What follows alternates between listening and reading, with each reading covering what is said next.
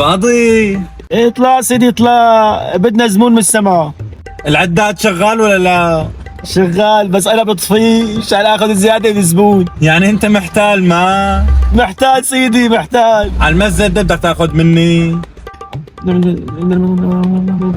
150,000 ليره. 150. وينك؟ ان شاء الله بتصرفهم على صحتك.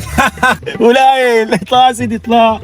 يا وردة الحب الصافي. استاذ بسام، يا ست بسام. اهلا عموري، اهلا عموري، شو عليك بدك؟ اموري، ما شوف شو بدي.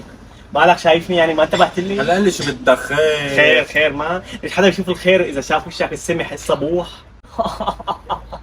هلا ممكن ما تنزعنا مرقنا ينزع مرقه، قل لي شو بدك بسرعه. شو بدي؟ مو على اساس كل ما بنعدم بعض بتقول لي انه خلاص هذا الشهر اعطيك المصاري، هذا الشهر اعطيك المصاري، ولهلا ما كنت تعطيني المصاري؟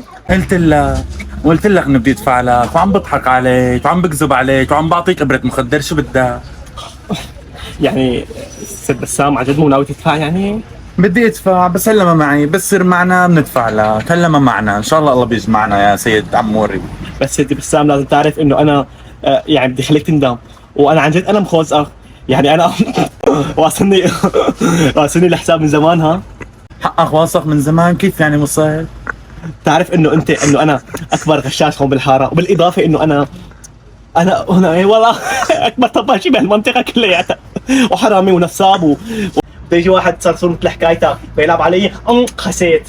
مزبوط، انت بن حرام وانا بن حرام، انت نصاب وانا نصاب اكثر منك. بس انت بتعرف انا شو عملت فيه؟ شو بعمل؟ بتعرف البضاعه اللي انت كنت كلياتها تشتريها من عندي بالهون؟ بعرفها. ايه شو بدك؟ كل شيء ايه.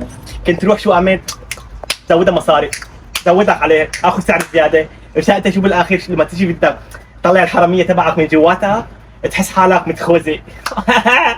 شينو؟ تتذكر لما اجى التموين وصار اخوك ضبط طلع من احفراسه؟ لحظه تذكرت 17/6 كان.